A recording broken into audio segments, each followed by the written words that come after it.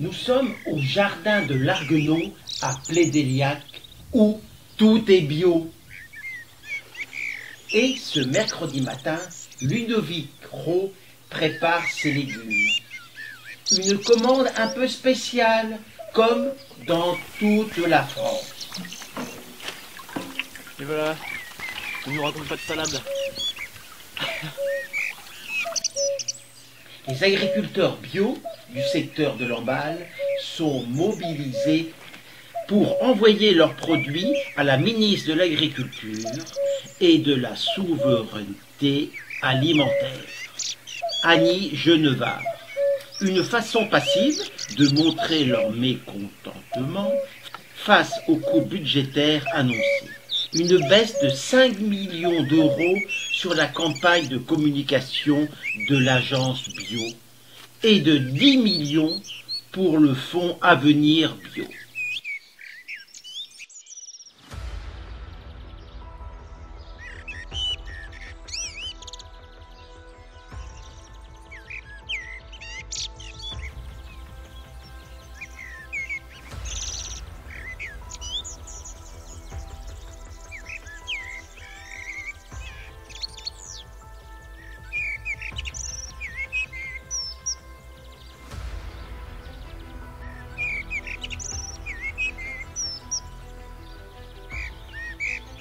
Action.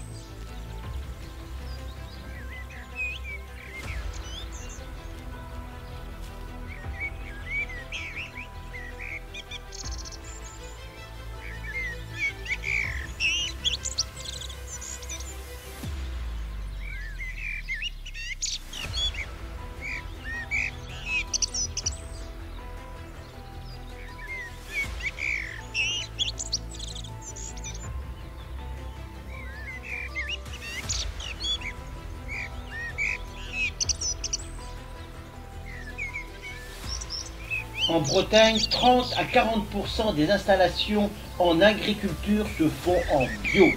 C'est une filière qui redémarre après quelques années de difficultés. Ne pas la soutenir, c'est un non-sens absolu. C'est une remise en cause et un mépris de l'agriculture biologique. C'est révoltant. Contrairement à ce qu'a pu dire la ministre, Annie Genevard, le bio n'est pas une agriculture de principe. Elle est nourricière et elle est bonne pour la santé et la planète. Elle produit des emplois. La réduction de 15 millions d'euros du budget de l'agence bio a choqué. C'est aberrant. Un recul en arrière. On ne comprend pas pourquoi déstabiliser une filière qui fonctionne. Après plusieurs mois de crise, la chaîne de magasins spécialisés bio commence à relever la tête.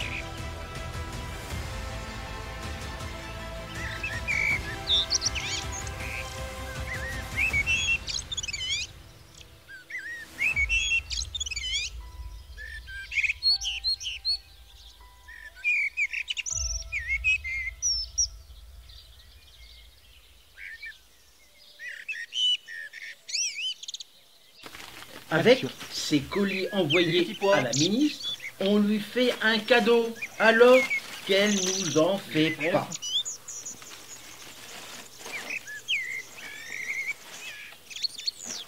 La botte de carottes, des pommes de terre, et ne pas oublier la petite carte de visite. D'accord, ça va servir à quoi, Ludo? Ça va au ministère de l'Agriculture pour montrer qu'on produit des bonnes choses en bio. Voilà, l'agriculture bio nourrit et protège l'environnement. On va bien mettre ça dans le carton et on va envoyer ça tout à l'heure à l'emballe.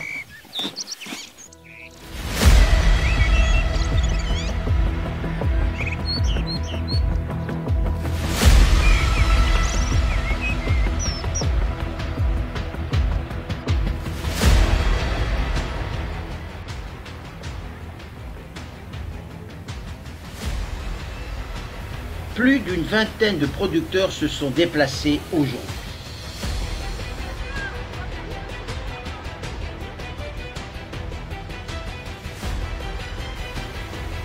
On produit bio pour la planète, pour l'eau.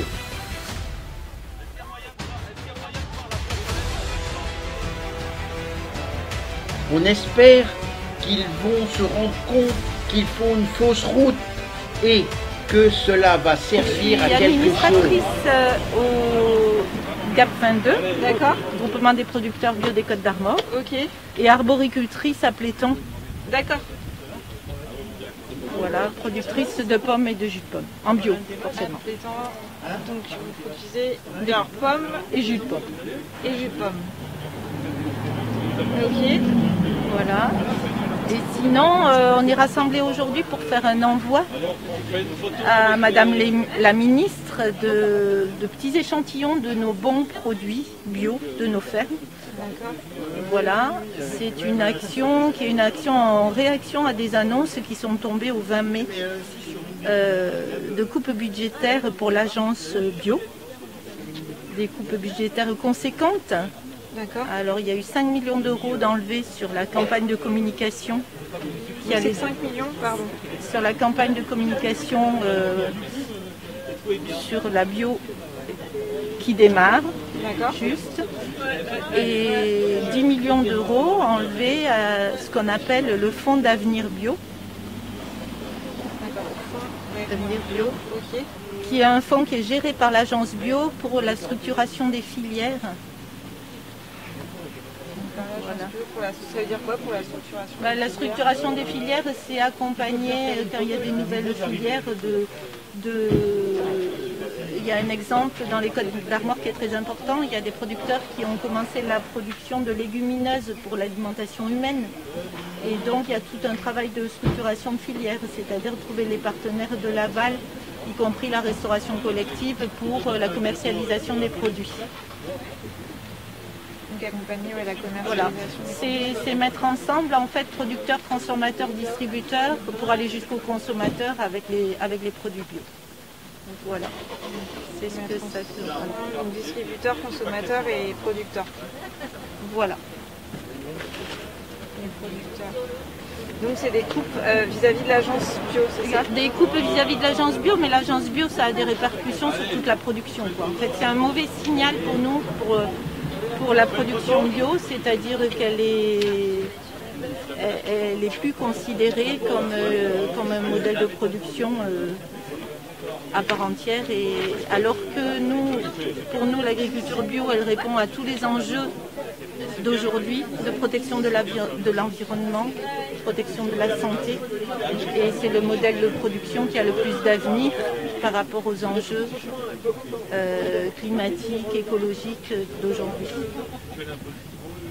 Donc oui, avec tous les enjeux, donc, la protection de l'environnement et de la santé, quoi. Ouais.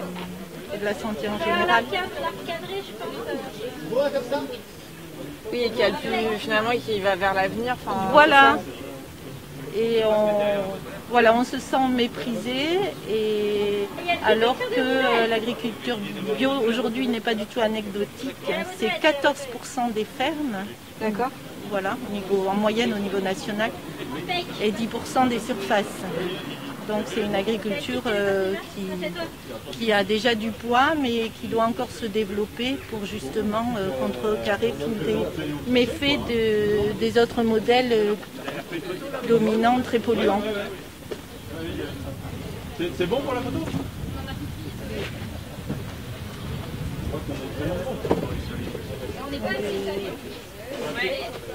Parfait. Et donc vous avez, oui, ça vous inquiète pour votre production aussi Alors indirectement oui, et surtout que le GAP d'Armor a comme vocation de développer l'agriculture biologique et du coup ça freine à ce développement-là parce que l'agence bio, en lançant une campagne de communication pour la bio, aussi allait favoriser la visibilité de ces produits auprès de tous les consommateurs pour qu'après on puisse aussi développer la production. Et donc nos actions sont toujours des actions qui sont pacifiques. Alors là du coup on fait des cadeaux à la ministre alors qu'elle nous en fait pas du tout. Au moment où le label bio a 40 ans, on a ce cadeau de nous dire il y avait des engagements financiers. Mais on laisse. Aujourd'hui il y a des économies partout, on le sait.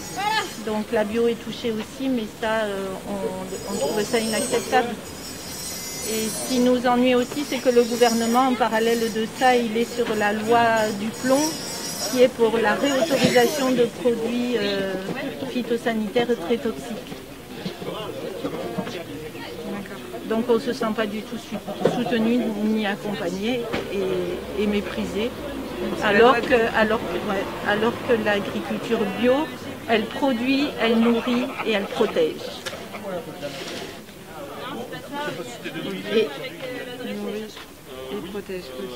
Voilà, et toute l'agriculture devait être comme ça parce que nous on travaille avec le vivant, donc on doit être des alliés avec le vivant et pas des gens qui détruisent le vivant.